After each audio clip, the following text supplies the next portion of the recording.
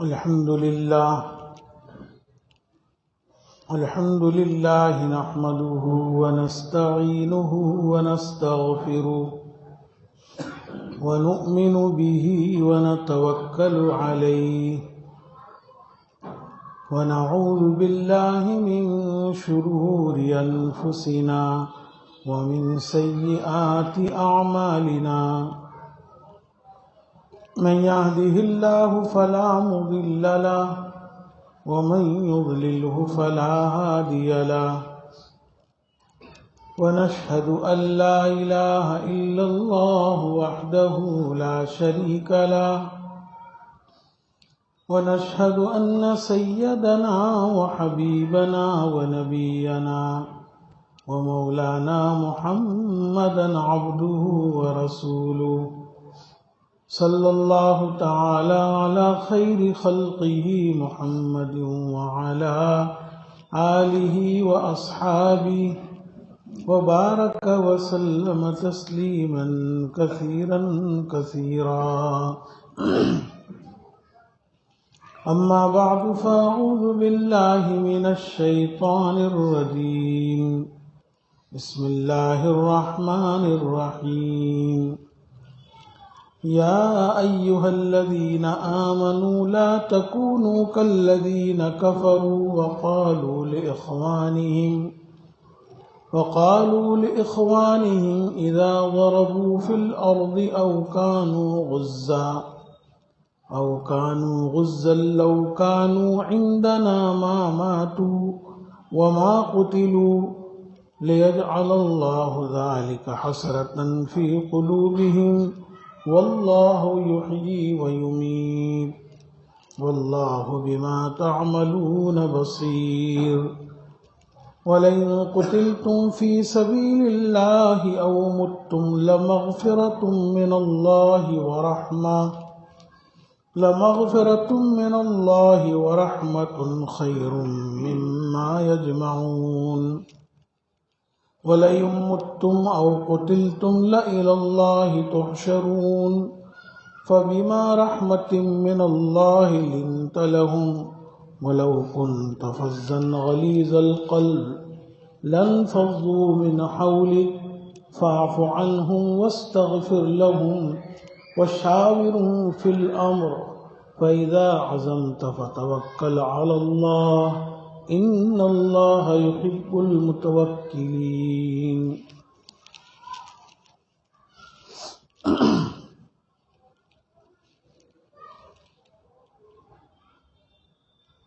گزشتہ کئی مجلس سے غزوہ احد کے سلسلے میں تذکرہ چل رہا ہے۔ جیسا کہ پہلے بتلایا گیا کہ غزوہ احد میں حضرات صحابہ کرام رضی اللہ تعالیٰ عنہ اجمعین سے ایک لغزش ہو گئی تھی، جس کی بنا پر پہلے تو ان کو فتح ہوئی، پھر بعد میں شکست ہوئی، لیکن اس میں بھی اللہ تعالیٰ کی بڑی مصلحتیں تھیں۔ ان میں سے ایک مصلحت یہ بھی بتلائی گئی تھی تاکہ پختہ ایمان والے اور منافقین ممتاز ہو جاوے، کھل کر کے آ جاوے۔ تو ایمان والے وہ بھی کھل کر کے آ گئے، اور جن کے دلوں میں نفاق تھا، کفر چھپا ہوا تھا، وہ بھی پہچانے گئے۔ تب ان آیات میں اہل ایمان کو یہ کہا جا رہا ہے کہ تم ان لوگوں کی طرح مت ہو جنہوں نے کفر کیا۔ یا ایھا الذین آمنوا لا تکونوا کالذین کفروا، اے ایمان والو تم ان لوگوں کی طرح مت ہو جنہوں نے کفر کیا۔ یعنی ظاہر میں تو وہ لوگ اپنے آپ کو مسلمان کہتے تھے، لیکن ان کے دل کے اندر کفر چھپا ہوا تھا، تو تم ان کی طرح مت ہو جاؤ۔ کیونکہ وہ کیا کہنے لگے جب غزوہ احد میں 70 صحابہ کرام شہید ہو گئے، رسول اللہ صلی اللہ علیہ وسلم کے بھی دانت مبارک شہید ہو گئے، آپ کے رخسار مبارک پر بھی زخم آیا، تو کیا کہنے لگے؟ قالوا لاخوانہم اذا ضربوا فی الارض او کانوا غزا لو کانوا عندنا ما ماتوا۔ وہ لوگ جن کے دل میں کفر تھا وہ کہنے لگے اپنے بھائیوں سے، یعنی مسلمانوں سے،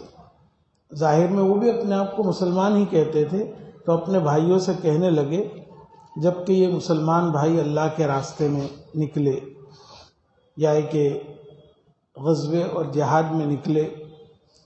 کہ اگر یہ لوگ یعنی جو اللہ کے راستے میں نکل گئے، غزوے میں نکل گئے، تو یہ منافقین کہنے لگے کہ اگر یہ ہمارے پاس ہی رہتے، نہ نکلتے، تو وہ مرتے نہیں، وما قتلوا، اور نہ وہ شہید کیے جاتے۔ تو اہل ایمان کو کہا جا رہا ہے کہ جیسے ان منافقین نے یہ بات کہی اپنے بھائیوں کے متعلق جو اللہ کے راستے میں گئے اور موت واقع ہو گئی خود بخود ان کی، یا کہ دشمنوں نے ان کو قتل کر دیا، شہید کر دیا، تو کیا کہنے لگے کہ بھئی ایسا کتنا اچھا ہوتا کہ یہ نہ جاتے اور ہمارے پاس ہی رہتے، اگر ہمارے پاس رہتے تو ان کو موت بھی واقع نہیں ہوتی اور ان کو دشمن قتل بھی نہ کرتے۔ ایسا تم مت کہو۔ کیوں؟ یہ جو بات اپنی زبان سے یہ لوگ کہہ رہے ہیں، لِيَجْعَلَ اللَّهُ ذَلِكَ حَسْرَةً فِي قُلُوبِهِمْ، یہ اپنی زبان سے ایسی بات جو کہہ رہے ہیں تو اللہ تبارک و تعالیٰ اس کے ذریعے ان کے دلوں کے اندر حسرت اور افسوس پیدا کرنا چاہتا ہے۔ یعنی جب ان لوگوں نے یہ بات کہی جو توکل کے خلاف ہے، تقدیر کے خلاف ہے، تو ظاہر بات ہے تقدیر کے خلاف کہنے سے انسان اس کا انکار کرنے سے ایمان سے نکل جاتا ہے، تو ایسا جملہ کہنا دنیا میں بھی انسان کے لیے حسرت اور افسوس کا سبب ہوتا ہے، اور آخرت میں بھی پھر اس کا انجام بہت برا ہوگا۔ تو کہا جا رہا ہے کہ ایمان والو تم اپنی زبان سے ایسا لفظ مت نکالو کہ اگر یہ مسلمان بھائی ہمارے ساتھ رہتے، اللہ کے راستے میں نہ جاتے تو مرتے بھی نہیں، اللہ کے راستے میں نہ جاتے تو ان کو قتل نہ کیا جاتا۔ یہ بات تو تقدیر کے خلاف ہے۔ جب اللہ تبارک و تعالیٰ نے کسی کی موت لکھی ہی تو ظاہر بات ہے وہ موت آنے ہی والی۔ جب اللہ تعالیٰ نے کسی کے مقدر میں شہادت لکھی ہے تو وہ شہید ہونے ہی والا ہے۔ ایسا ہو نہیں سکتا کہ وہ یہاں رہے اور پھر اس کی موت واقع نہ، اللہ نے لکھا ہی تھا وہ ہو کر ہونے والی۔ تو ایسا کہنا یہ انسان کے لیے بڑی حسرت اور افسوس کا سبب ہوگا، کیونکہ یہ جملہ تقدیر کے انکار کو لازم آتا ہے، اور تقدیر کا انکار انسان کو کافر بنا دیتا ہے، تو ایسا شخص جہنم میں جائے گا اور اس کو بڑی حسرت اور افسوس ہوگی۔ پھر اللہ تعالیٰ فرماتے ہیں واللہ یحیی و یمیت، اللہ تعالیٰ ہی زندگی بخشتا ہے اور موت دیتا ہے۔ موت حیات کسی انسان کے قبضے میں نہیں ہے۔ انسان اپنی حفاظت کے لیے بڑے بڑے محل بنا لے، ہزاروں چوکیدار رکھ دے اور بڑے بڑے اطباء اور ڈاکٹروں کا انتظام کرے کہ معمولی سا سر میں درد بھی ہو تو علاج کیا جائے، گویا کہ انسان اپنی جان بچانے کے لیے ساری دنیا کے انتظامات کر لے، لیکن اللہ تعالیٰ اگر چاہے گا موت آنی ہے تو وہ آ کر رہے گی، کوئی اس کو ٹال نہیں سکتا ہے۔ اور جس کی زندگی اللہ نے آگے رکھی ہے کہ اتنے زندہ رہنا ہے، اس کو کوئی ختم نہیں کر سکتا ہے۔ جب یہ بات ہے تو پھر اللہ کے راستے میں جانے اور اللہ کی دین کی محنت کے لیے جانے میں کیوں روکتے ہو؟ ایسا کہہ کر پیچھے کیوں ان کو ہٹاتے ہو کہ بھی یہاں رہتے تو تم بچ جاتے، مرتے نہیں۔ واللہ بما تعملون بصیر، اور اللہ تعالیٰ جو کچھ بھی تم کرتے ہو اس کو دیکھنے والا ہے۔ جو بات بھی اپنی زبان سے نکالتے ہو اللہ اس کو جاننے والا ہے، اور جو بھی اسلام کے خلاف سازشیں کرتے ہو اس کو بھی اللہ تعالیٰ دیکھنے والا ہے۔ اللہ تعالیٰ کی نگاہوں سے کوئی چیز چھپی ہوئی نہیں ہے۔ پھر یہ کہا جاتا ہے وَلَئِن قُتِلْتُمْ فِي سَبِيلِ اللَّهِ أَوْ مُتْتُمْ لَمَغْفِرَةٌ مِّنَ اللَّهِ وَرَحْمَةٌ خَيْرٌ مِّمَّا يَجْمَعُونَ، اور اگر تم اللہ کے راستے میں شہید کر دیے جاؤ، یا اللہ کے راستے میں خود بخود تمہاری موت آ جائے، یا تو دشمن شہید کر دے یا خود بخود موت آ جائے، تو ایسے شخص کے لیے اللہ تعالیٰ کی طرف سے بخشش اور مغفرت ہے، اور اللہ تعالیٰ کی طرف سے اس کو رحمت ملنے والی ہے۔ تو یہ اللہ کی طرف سے جو مغفرت اور رحمت کا وعدہ ہے، یہ بہتر ہے دنیا کی ان چیزوں سے جس کو یہ جمع کر کے رکھتے ہیں۔ خلاصہ یہ ہوا کہ یہ منافقین اور کافرین کی نظریں فقط دنیا اور دنیا کے اسباب پر ہے، اسی کو وہ بہتر سمجھتے ہیں۔ وَمِنَ النَّاسِ مَن يَقُولُ رَبَّنَا آتِنَا فِي الدُّنْيَا وَمَا لَهُمْ فِي الْآخِرَةِ مِنْ خَلَاقٍ۔ لوگوں میں سے بعض بس یہی کہتے ہیں کہ اللہ ہمیں دنیا میں تو خیر دے دے، بس دنیا ہماری اچھی ہو جائے، کھانا پینا رہنا سہنا ہر چیز میں عیش و عشرت ہو جائے۔ تو ایسے لوگ جو دنیا ہی میں بھلائی چاہتے، آخرت کا یقین نہیں ہے، تو ان کا آخرت میں کوئی حصہ ہے بھی نہیں جنت کے اندر۔ لیکن جو لوگ اللہ کے راستے میں شہید کر دیے جائے یا اللہ کے راستے میں گئے اور خود بخود موت واقع ہو گئی، تو کتنا بڑا انعام ہے کہ اللہ ان کے گناہوں کو معاف کر دیتا ہے اور اپنی رحمت ان پر ڈال دیتا ہے۔ جب اللہ تعالیٰ مغفرت کر دے، اپنی رحمت میں ڈھانپ لے، تو انسان کے لیے اس سے بڑھ کر اور کیا کامیابی ہے؟ اس کے لیے جنت یقینی ہے۔ تو اپنے آپ گھر پر رہ کر کے مرنا، اس سے بہتر یہ ہے کہ بھی اللہ کے راستے میں چلے جاؤ۔ موت تو کہیں بھی آنی ہے، یہاں بھی آنی ہے اور اللہ کے راستے میں بھی، اور جہاں جو وقت اللہ نے لکھا وہ وقت ٹلنے والا نہیں ہے۔ تو جو موت تمہیں مغفرت اور رحمت دلاتی ہے، وہ موت اچھی ہے اس موت سے کہ جس میں مغفرت اور رحمت کا وعدہ نہیں ہے۔ وہ ایمان والوں کو اللہ بخش ہی دے گا کبھی نہ کبھی، لیکن اللہ کے راستے میں شہید ہونے والا اگر اللہ کی ہی کے لیے وہ لڑتا رہا، اللہ ہی کے لیے اس نے اپنی جان دی، تو یقیناً اس کی مغفرت ہے، یقیناً اس کے لیے رحمت کا وعدہ ہے۔ اور چلو مان لو گھر میں مر جائے تو کیا ہوگا؟ وہی ہونے والا ہے۔ وَلَئِن مُتُّمْ أَوْ قُتِلْتُمْ لَإِلَى اللَّهِ تُحْشَرُونَ۔ اگر تم گھر میں بیٹھے بیٹھے رہے اور موت آئی تو بھی جانا تو ہے کہا اللہ کے یہاں، اور اللہ کے راستے میں شہید کیے جائے تب بھی جانا تو اللہ کے یہی ہے۔ الیہ تحشرون، اسی کی طرف سب تم کو جانا ہے۔ تو جب موت یقینی ہے اور اس کا وقت اللہ نے لکھا ہے، تو انسان اس بات کی صحیح اور کوشش کرے کہ اللہ کے راستے میں میری موت ہو جا رہی ہے۔ اب حضرات صحابہ کرام رضی اللہ تعالیٰ عنہم اجمعین سے ایک لغزش ہو گئی، جس کے نتیجے میں شکست ہوئی کہ رسول اللہ صلی اللہ علیہ وسلم نے صحابہ کو آواز دی، لیکن صحابہ نے پلٹ کر نہیں دیکھا، یا تو اس وجہ سے کہ وہ آواز ان کو سنائی نہیں دی، یا سنائی بھی دی لیکن وہ آواز پہچان نہیں سکے، کیونکہ یہ نہیں کہا تھا حضور صلی اللہ علیہ وسلم نے کہ میں محمد بول رہا ہوں اور میں حیات ہوں، جسے ایک آواز دے رہے تھے کہ آپ پیچھے لوٹ آؤ، تو اس کی وجہ سے بھی حضور کو تکلیف ہوئی۔ تب حضور صلی اللہ علیہ وسلم زخمی ہوئے، شکست ہوئی صحابہ کو، حضور کے آواز دینے پر صحابہ نہیں لوٹے، یہ سب چیزوں سے حضور کا دل دکھا۔ تو اللہ تبارک و تعالی، تو ظاہر بات ہے کہ صحابہ کرام جو حضور صلی اللہ علیہ وسلم کے عاشق تھے اور اپنی جان نچھاور کرنے والے تھے آپ پر، جب بعد میں ان کو احساس ہوا، بعد میں جب ان کو تنبیہ ہوئی کہ بھی ہم سے بڑی لغزشیں ہو گئی، بار بار حضور کو ہماری ذات سے تکلیف پہنچی، تو ان کی بے چینی کا عالم کیا ہوگا وہ اللہ ہی جانتا ہے۔ اس لیے اللہ تبارک و تعالیٰ نے ان صحابہ کرام کو تسلی دینے کے لیے اور ان کے دل میں چین سکون پیدا کرنے کے لیے ایک تو یہ فرمایا، جیسا کہ گزشتہ مجلس میں بتلایا تھا، کہ ان کے اوپر اللہ تعالیٰ نے ایک اونگ طاری کر دی، نیند طاری کر دی۔ اسی میدان میں جتنے مسلمان پختہ مسلمان تھے، مخلص مسلمان تھے، ان کے اوپر نیند طاری ہو گئی۔ اس نیند کی وجہ سے ان کو بڑا سکون مل گیا، دل میں جو گھبراہٹ، بے چینی، پریشانی تھی وہ ختم ہو گئی۔ دوسری بات ہے کہ اللہ تعالیٰ نے ان کی مغفرت کا بھی اعلان کر دیا، جیسا کہ گزشتہ مجلس میں بتلایا تھا کہ 2 مرتبہ مغفرت کا اعلان ہوا۔ ایک مرتبہ، پہلی مرتبہ میں جو مغفرت کا اعلان ہوا، اس میں صحابہ کرام رضی اللہ تعالیٰ عنہم اجمعین کو تسلی دینی مقصود تھی، اور دوسری مرتبہ جو مغفرت کی آیات گزری اس کے اندر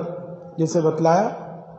وَلَقَدْ عَفَا اللَّهُ عَنْكُمْ، کہ بے شک اللہ تعالیٰ نے ان صحابہ سے معاف کر دیا، ان اللہ غفور حلیم۔ اس دوسری مرتبہ معافی کے اعلان میں جو دوسرے منافق تھے یا دوسرے لوگ جو صحابہ پر اعتراض کر سکتے تھے ان کو جواب دینا ہے کہ تم اب ان کو برا بھلا مت کہو، تم ان پر تان تشنی مت کرو، ملامت مت کرو، اللہ نے تو ان کو معاف کر دیا، جب اللہ نے معاف کر دیا تمہیں کہنے کا کیا حق ہے؟ یہ سب کچھ ہو گیا، اللہ نے نیند طاری کی، اللہ نے معافی کا 2 مرتبہ اعلان کر دیا، لیکن اچھا اسی کے ساتھ ساتھ خود رسول اللہ صلی اللہ علیہ وسلم کے بارے میں بھی کسی روایت میں ایسا نہیں ہے کہ رسول اللہ صلی اللہ علیہ وسلم نے اس جنگ کے بند ہونے کے بعد اس میدان میں یا مدینہ منورہ آنے کے بعد حضرات صحابہ کو ڈانٹا ہو، ان پر غصے ہوئے ہو، ان سے بدلہ لیا ہو، اپنی مجلس سے ان کو بھگا دیا ہو، نہیں، بلکہ آپ کی جو عادت مبارکہ تھی، آپ کے جو بلند اخلاق تھے، انہی اخلاق کا آپ نے یہاں بھی استعمال کیا کہ صحابہ اکرام کو کچھ برا بھلا نہیں کہا، ملامت نہیں کی، بلکہ معاف کر دیا۔ اس سے اندازہ لگائے کہ صحابہ کا کتنا اونچا مقام ہے۔ اس کے بعد پھر بھی اللہ تبارک و تعالیٰ نے رسول اللہ صلی اللہ علیہ وسلم کو ان صحابہ کی دل جوئی اور ان صحابہ اکرام کی عظمت شان کو ظاہر کرنے کے لیے اور کیا حکم دیا؟ فَبِمَا رَحْمَةٍ مِّنَ اللَّهِ لِنْتَ لَهُمْ وَلَوْ كُنْتَ فَظًّا غَلِيظَ الْقَلْبِ لَانفَضُّوا مِنْ حَوْلِكَ فَاعْفُ عَنْهُمْ وَاسْتَغْفِرْ لَهُمْ وَشَاوِرْهُمْ فِي الْأَمْرِ وَإِذَا عَزَمْتَ فَتَوَكَّلْ عَلَى اللَّهِ إِنَّ اللَّهَ يُحِبُّ الْمُتَوَكِّلِينَ۔ پہلے تو رسول اللہ صلی اللہ علیہ وسلم کی تعریف کی اس آیت میں، فَبِمَا رَحْمَةٍ مِّنَ اللَّهِ، کہ اللہ کی طرف سے آپ پر جو رحمت اترتی ہے، اللہ کی طرف سے آپ پر جو رحمت اترتی ہے، اس کی وجہ سے آپ نے ان صحابہ کے ساتھ نرم پہلو اختیار کیا۔ جنگ ختم ہونے کے بعد بھی آپ نے سختی والا رویہ اختیار نہیں کیا۔ یہ جو آپ نے نرمی والا پہلو اختیار کیا، ان کے ساتھ کوئی سخت کلامی، کوئی ڈانٹ ڈپٹ نہیں کیا، یہ اصل میں اللہ کی رحمت کا اثر ہے جو اللہ نے آپ کو عطا کیا ہے۔ وَمَا أَرْسَلْنَاكَ إِلَّا رَحْمَةً لِّلْعَالَمِينَ، اے نبی ہم نے آپ کو سارے جہاں والوں کے لیے رحمت بنا کر کے بھیجا ہے۔ اسی رحمت کا اثر ہے، ورنہ کوئی دنیا کا بادشاہ ہوتا اور بعد میں اس کو اپنے ان لشکر کے اوپر قابو ہوتا تو وہ ظاہر بات ہے ان کو سخت سے سخت سزا دے سکتا تھا کہ میں نے تمہیں پہاڑی پر ٹھہرنے کا حکم دیا تھا، اولاً تو تم نے میرے حکم کی خلاف ورزی کی، پھر تمہاری ہی اس خلاف ورزی کے نتیجے میں ہم کو شکست کھانی پڑی، یہی نہیں بلکہ میرے بڑے بڑے 70 فوجی شہید ہو گئے، اور وہ تو ہوئے، مجھے بھی تکلیف پہنچی، زخمیں پہنچی، چلو ان سب کو جیل میں ڈال دو، سب کو قتل کر دو۔ کوئی بادشاہ ہوتا دنیا کا تو وہ ضرور ایسی سزائیں ان کے لیے تجویز کرتا، بلکہ اس لشکر کے جو بڑے بڑے لوگ تھے ان سب کو قتل بھی کروا سکتا تھا، جیل بھی ڈال سکتا تھا، یا ان کے جو عہدے ہیں اس سے ان کو معزول بھی کر سکتا تھا کہ تمہاری ڈیوٹی آج سے ختم۔ لیکن اللہ کے رسول صلی اللہ علیہ وسلم نے پہلے ہی سے ان کو معاف کر دیا، اور اللہ نے اس کی تعریف کی کہ اللہ کی رحمت جو آپ پر ہے اس کا اثر یہ ہوا کہ لنت لہم، آپ نے ان کے ساتھ نرمی کا پہلو اختیار کیا۔ اور آگے فرماتے وَلَوْ كُنْتَ، معلوم ہوا کہ حضور صلی اللہ علیہ وسلم میں جو اخلاق، بلند اخلاق تھے، معاف کرنا، نرمی کا پہلو اختیار کرنا، درگزر کرنا، دوسروں سے انتقام اور بدلہ نہ لینا، یہ جو بلند اخلاق تھے وہ اصل میں اللہ تعالیٰ کی رحمت کا اثر۔ اللہ نے آپ کو خود رحیم بنایا، رحمت والا بنایا، اور فرمایا کہ وَلَوْ كُنْتَ فَظًّا غَلِيظَ الْقَلْبِ، اگر آپ سخت مزاج اور سخت دل والے ہوتے، وَلَوْ كُنْتَ فَظ کہتے ہیں زبان سے سخت بولنے کو، اگر آپ سخت کلامی کرنے والے ہوتے اور دل کے سخت ہوتے تو لَانفَضُّوا مِنْ حَوْلِكَ، تو آپ کے ارد گرد سے یہ سارے مسلمان بھاگ جاتے، یہ آپ کے قریب نہیں رہتے، تو پھر آپ کی نبوت کا فیض کیسے پہنچتا؟ آپ جس مقصد کے لیے تشریف لائے، لوگوں کو ہدایت دینے کے لیے، وہ ہدایت کون حاصل کرتا؟ اس لیے اللہ تبارک و تعالیٰ نے اپنی رحمت سے آپ کے دل میں رحم پیدا کیا، رحمت عطا کی آپ کو، اور اسی کے نتیجے میں آپ نے ان کو معاف بھی کیا، ان کو کچھ سخت کلامی سے آپ پیش نہیں آئے۔ اس کے باوجود آپ نے تو کیا ہی ایسا، لیکن صحابہ کی دل جوئی اور صحابہ کے اندر جو ایک بے چینی تھی، اللہ تعالیٰ اس کو بار بار دور کرنا چاہتے ہیں کہ اس کے باوجود حضور کو یہ حکم دیا کہ چاہے آپ نے نرمی سے ان کے ساتھ معاملہ کیا، کوئی سخت کلامی نہیں کی، کوئی ملامت نہیں کی، پھر بھی فاعف عنہم، دل سے بھی ان کو معاف کر دو۔ دل میں بھی کوئی میل آپ کے دل میں صحابہ کے بارے میں نہیں ہونا چاہیے۔ اس لیے کہ ایک بات ہے کہ ایک عام انسان کے دل میں اگر کسی کے بارے میں میل ہو تو اس کو اتنا نقصان نہیں پہنچتا ہے، لیکن نبی کے دل میں اگر صحابہ کے بارے میں، امت کے بارے میں کوئی میل آ جائے، کوئی کدورت آ جائے، کوئی ناراضگی آ جائے، تو پھر نبی صلی اللہ علیہ وسلم کا جو فیض پہنچتا ہے ہدایت کا، وہ فیض رک جاتا ہے۔ اس لیے اللہ تعالیٰ نے حکم دیا فاعف عنہم، کہ دل سے بھی ان کو معاف کر دو۔ یہی نہیں، معاف کرنے کا ہی حکم تو دیا ہی دیا، آگے کے لیے کہ ان کا دل بڑا ہو، بہت خوش ہو جائے، یہ فرمایا کہ واستغفر لہم، ان کی بھلائی بھی آپ کو کرنی ہے۔ معاف کر دینے سے ہی کام نہیں چلے گا، معاف بھی کر دیجئے، اور آخرت کا مسئلہ سب سے اہم مسئلہ ہے، اس لیے اللہ تبارک و تعالیٰ کے دربار میں ان صحابہ کے لیے مغفرت کی دعا بھی مانگیے۔ تو معلوم ہوا کہ حضور صلی اللہ علیہ وسلم نے ایک تو از ذات خود صحابہ اکرام سے نرم پہلو اختیار کیا، اسی کے ساتھ اللہ تعالیٰ نے پھر حکم دیا کہ آپ ان کو دل سے معاف بھی کر دو۔ اس سے بڑھ کر یہ کہ معاف ہی مت کرو بلکہ اور آگے بڑھو کہ ان سے جو خطا اور لغزش ہو گئی، اللہ سے معافی مانگو کہ اللہ ان کو تو معاف فرما دے۔ اور پھر اس سے بڑھ کر اور دل جوئی کروائی جا رہی ہے کہ وَشَاوِرْهُمْ فِي الْأَمْرِ، آئندہ جو بھی امور آپ کو طے کرنے ہیں حکومت کے سلسلے میں، جنگوں کے سلسلے میں، مسلمانوں کے معاملات کے سلسلے میں، ان سے آپ مشورہ بھی کرتے رہو۔ دیکھیے کس درجے تک اللہ تعالیٰ نے صحابہ کو نوازا کہ حضور صلی اللہ علیہ وسلم کو فرمایا گیا کہ معاف بھی کرو، مغفرت کی دعا بھی کرو، اور ان کو ایسے مت چھوڑے رکھو۔ جب مشورہ کریں گے تو صحابہ نے کیا سوچا ہوگا اور کیا سوچیں گے کہ بھی اللہ تبارک و تعالیٰ بھی ہم سے راضی، ہمارے رسول بھی راضی، اتنی غلطیوں کے باوجود، اس لیے تو ہم سے مشورہ کر رہے ہیں۔ کبھی ایسا ہوتا ہے کہ کسی آدمی سے غلطی ہو گئی تو بعض، جیسا کہ ابھی کہا کہ دنیا دار آدمی ہوتا ہے، بادشاہ ہوتا ہے، تو وہ تو اس طرح کا معاملہ کرتا ہی نہیں، لیکن چلے کوئی کسی شخص نے اگر معافی تلافی کر لی، معافی مانگی، تو کہا اچھا بھی معاف تجھے، لیکن آئندہ میرے قریب مت آنا، مجھ سے بات چیت مت کرنا۔ ایسا کرتے ہیں لوگ، لیکن یہاں اللہ کے رسول صلی اللہ علیہ وسلم کو حکم دیا جا رہا ہے کہ معاف بھی کرو، مغفرت کی دعا بھی کرو، اور ان کو دور نہیں کرنا ہے۔ جو بھی اہم کام اب آئندہ آپ کو پیش آنے والے ہیں، شاورہم فی الامر، ان سے آپ مشورہ کرتے رہو۔ ظاہر بات ہے جب ان صحابہ سے جن سے لغزش بھی ہوئی، جب مشورہ کیا جائے گا تو ان کا دل کتنا وسیع ہو جائے گا، کتنا کشادہ ہو جائے گا کہ وہ اللہ کے رسول کے دل میں ہمارے تعلق سے کوئی میل کچیل نہیں، کوئی ناراضگی نہیں، اسی لیے تو آپ مشورہ کر رہے ہیں۔ تو یہ حکم اللہ تعالیٰ نے حضور صلی اللہ علیہ وسلم کو دیا،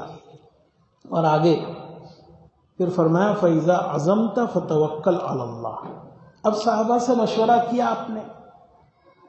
مشورہ ہونے کے بعد دو باتیں ہو سکتی ہیں۔ آپ کو مشورے میں جو رائے صحابہ نے دی ہے، آپ اسی کے مطابق فیصلہ کرنا چاہتے ہیں۔ ایک شکل یہ بھی ہوگی، صحابہ نے جو مشورہ دیا آپ اسی کے مطابق فیصلہ کرنا چاہتے ہیں، ایک شکل یہ ہو سکتی ہے۔ یا دوسری شکل یہ کہ صحابہ نے مشورہ تو دیا لیکن آپ کو وہ مشورہ پسند نہیں آیا،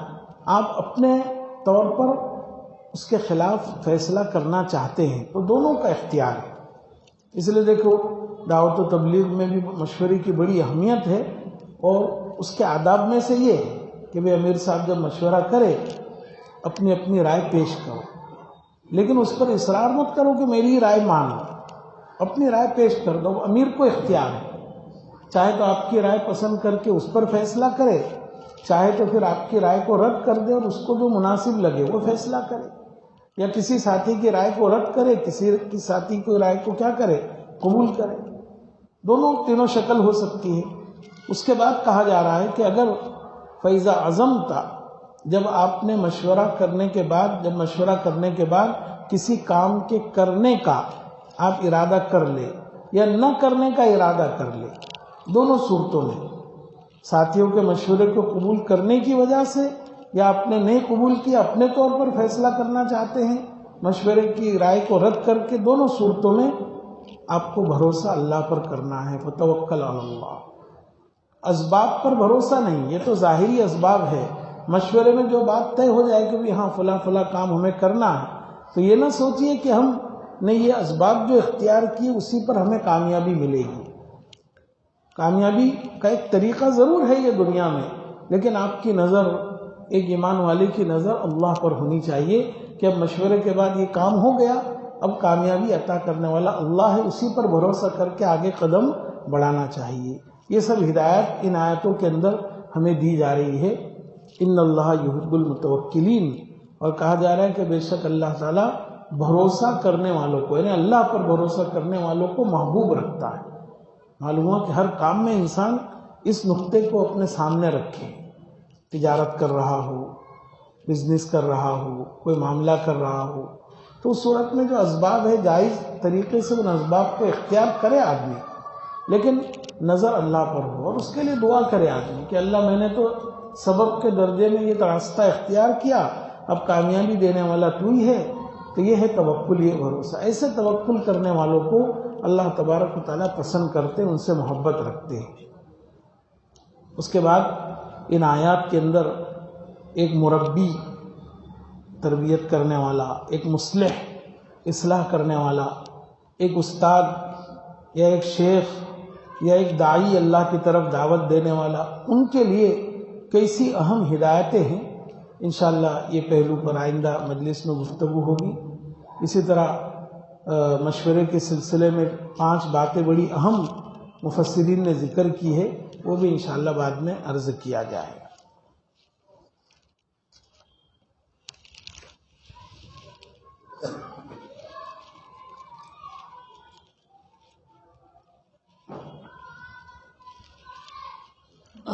سبحانک اللہم بحمدک وتبارک اسمک وتعالی جدک ولا الہ غیرک، اللہم صلی علی سیدنا وحبیبنا ونبینا مولانا محمد وبارک وسلم۔ ربنا ظلمنا انفسنا وإن لم تغفر لنا وترحمنا لنكونن من الخاسرین۔ ربنا آتنا فی الدنیا حسنہ وفی الآخرۃ حسنہ وقنا عذاب النار۔ ربنا هب لنا من ازواجنا وذرياتنا قرة اعین واجعلنا للمتقین اماما۔ رب لما انزلت الی من خیر فقیر، رب لما انزلت الی من خیر فقیر، رب انی لما انزلت الی من خیر فقیر۔ ربنا لا تجعلنا فتنة للقوم الظالمین ونجنا برحمتک من القوم الکافرین۔ ربنا اغفر لنا ذنوبنا كلها دقها وجلها اولها وآخرها ظاہرها وباطنها، اللهم مغفرتك اوسع من ذنوبنا ورحمتك ارجى عندنا من اعمالنا، اللهم انك عفو کریم رحیم تحب العفو فاعف عنا یا کریم۔